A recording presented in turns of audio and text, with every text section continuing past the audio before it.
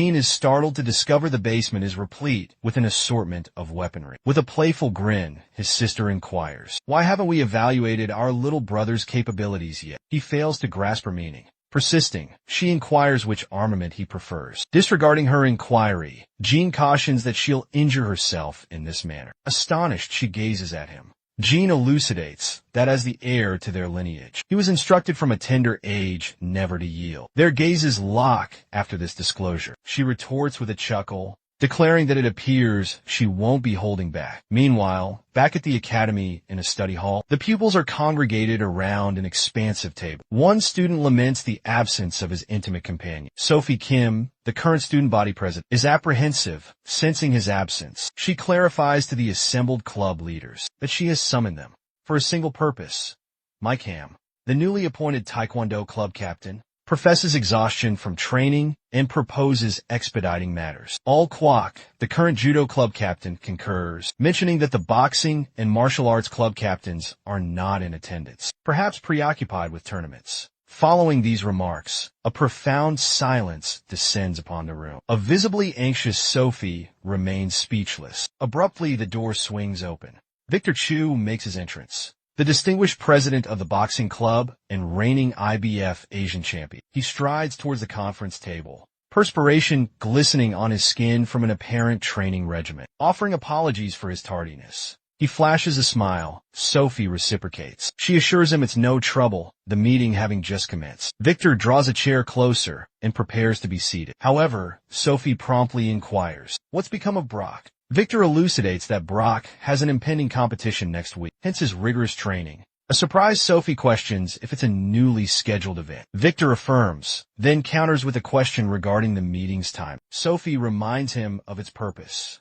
to recruit incoming freshmen who are not engaged in athletic pursuits. Wondering aloud if he'd overlooked next week's freshman recruitment, a visibly startled Victor confesses his oversight, abruptly halting the discussion. Mike Ham, the Taekwondo club president, exclaims in frustration. He insists they cease their idle chatter and address the primary matter at hand. Witnessing this outburst, Victor falls silent. Sophie, the student council president, offers an apology and declares they'll commence immediately. She clarifies that the crux of the matter is a request from the principal, hence their assembly. Before proceeding, she explicitly states that clubs are unequivocally prohibited from coercing freshmen into membership. The subsequent regulation is that all clubs should refrain from participating in superfluous competitions. Moreover, should any evaluations or exceptionally rigorous training be required, meticulous deliberation is mandatory. However, Sophie refrains from fully elucidating the third rule, and the meeting adjourns shortly after her announcement. With her materials neatly stowed, she announces the day's session complete. Victor lingers at the table, enveloped in silence. Observing his presence, Sophie inquires if he intends to commence his workout. Victor affirms his intention, but prefaces it with a necessary question. He probes whether she's received any correspondence from that particular boy. At the query, a tremor courses through Sophie. Shaking her head, she utters a negative response. Victor proceeds to inquire if she's heard any news of his academic return. She replies that she hasn't encountered him for an extended period. Offering a reassuring smile, Victor advises her against worry. He reminds her of Seth's maternal vow to graduate. A wave of anxiety washes over Sophie as she recollects past events. The harrowing memory of Seth's mother particularly surfaces. She vividly recalls the forceful manner in which Seth's mother secured her safety. The recollection intensifies her trembling.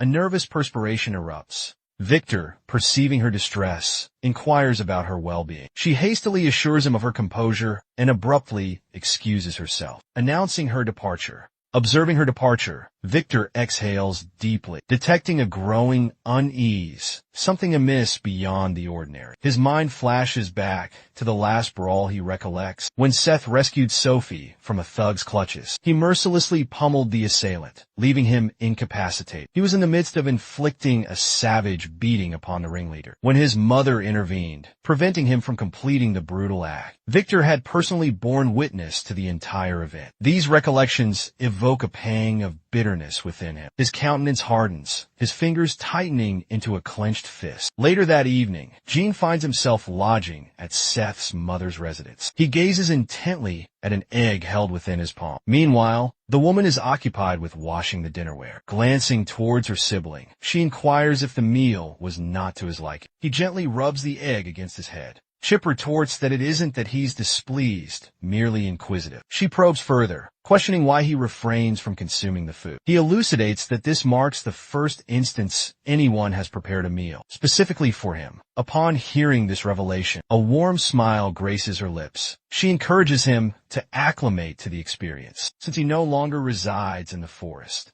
With a chuckle, she concurs and expresses gratitude for the nourishment. He partakes of some rice, savoring it with a beaming grin. Seth's mother encourages him to consume and gain strength so they can engage in combat once more. However, Jin's response is not entirely enthusiastic. He begins to tremble noticeably. With a mouthful of food, she inquires if he declines. He affirms his desire, but reveals a stipulation. He questions if she accepts this condition. In this moment, her gaze falls upon the contusion on her arm, likely inflicted during their prior sparring match. With a slight tremor, she responds. She confesses uncertainty about the last time she utilized her full potential. Upon hearing this, Jean lapses into silence. Meanwhile, at Sophie's residence, she arrives home from her educational institution and proclaims her arrival. Her father is seated, engrossed in the daily news publication. He greets her, and she remarks on his early homecoming. Her father elucidates that it is election season, and their entourage must maintain decorum during this period. Sophie then inquires if he has dined.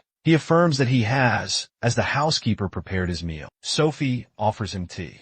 Intrigued, he accepts. Her father inquires about her academic progress. As she steeps the tea, he asks if her studies have been challenging. Sophie remarks that school remains unchanged. Her father probes about her future aspirations. Sophie confesses her continued uncertainty. He questions if she has lost interest in pursuing law. Sophie respectfully states that while she admires his profession, she desires a less demanding career.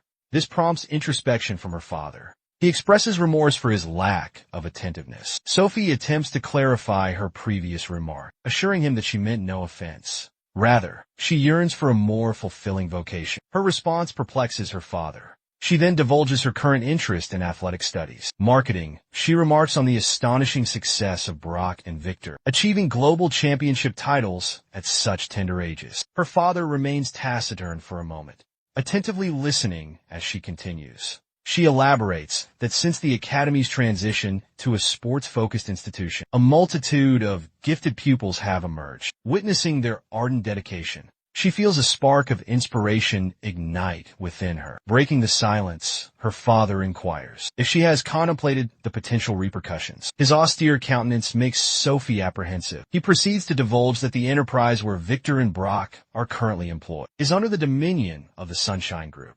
Sophie remains quiet, absorbing his pronouncements. Her father, vehemently opposed to the notion, adamantly declares that it's completely out of the question. He forbids her from associating with that boy, referring to Seth.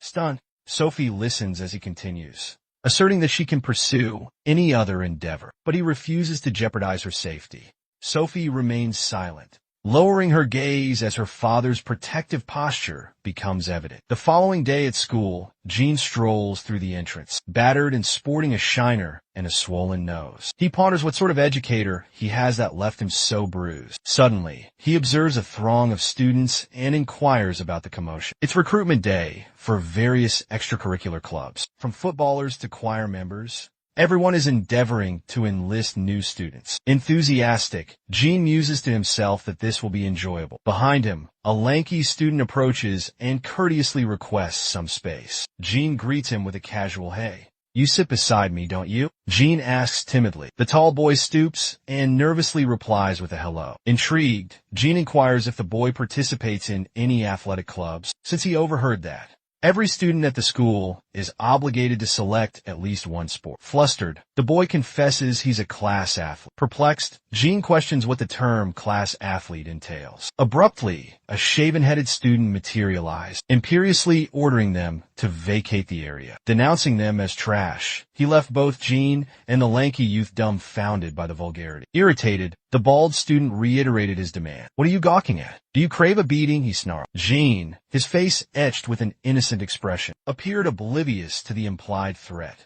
Exasperated, the bald student repeated himself. He barked at Jean to move and cease his incessant staring. The tall boy, visibly apprehensive, gulped audibly and remained silent, perspiration beading on his brow. Attempting to be amicable, Jean inquired, "Are you a classmate? It's a pleasure to make your acquaintance." This seemingly innocuous greeting enraged the bald student, who felt profoundly insulted by the familiar address. He seized Jin's shoulder, spewing profanity as he interrogated him. "Who gave you permission to call me your friend? You're dead." However, Jean remained utterly perplexed by the escalating situation and offered no reply. Leaning into Jin's ear, the bald student menacingly commanded him to follow. Afterward, the hairless man departs. The lanky youth remains utterly perplexed, uncertain of the preceding events. Jean, however, simply observes his departure and subsequently pursues him. Later, the duo finds themselves isolated in a desolate section of the academy. With an air of superiority, the bald student inquires, "Do you have any knowledge of my identity?" Innocently, Jean retorts, "Affirmative.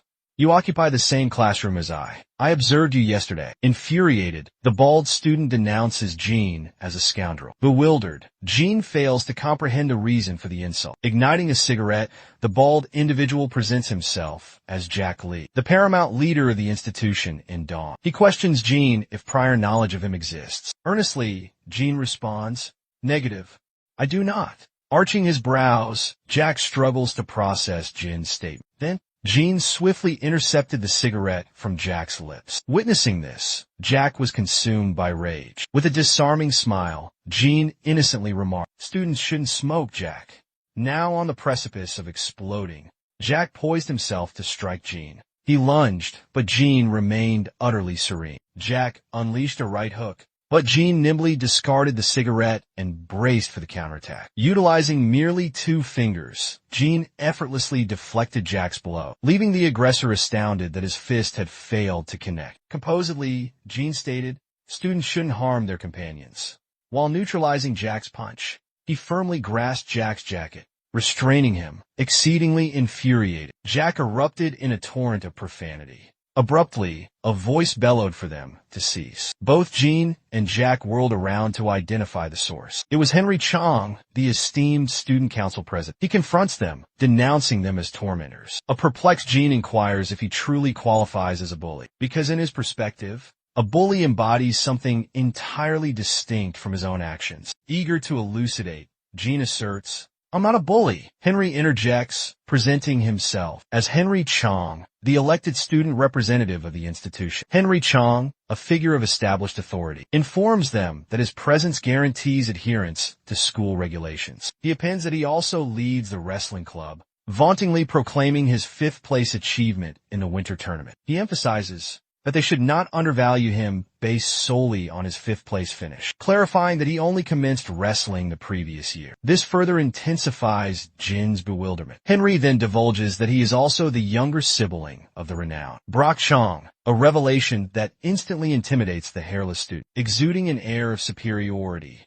Henry questions the freshmen if they now comprehend. The hairless student submissively lowers his head. Unbeknownst to Henry, Jean observed the entire scene unfold, leaving him utterly perplexed. Jean was completely bewildered by the unfolding events, particularly given that it was his inaugural day at school. Fixing his gaze upon Jean, Harry censured his unfavorable demeanor and commanded him to present himself at the student council chambers during recess. Gesturing towards himself, Jean inquired if Henry was addressing him. Without uttering another word, Han returned, the bald student trailing behind him. Both shared a laugh as they departed, leaving a curious Jean pondering if this was the essence of social interaction. Turning towards the towering student, Jean inquired if he had been concerned for him, a smile gracing his lips as he remarked, "You're a decent fellow."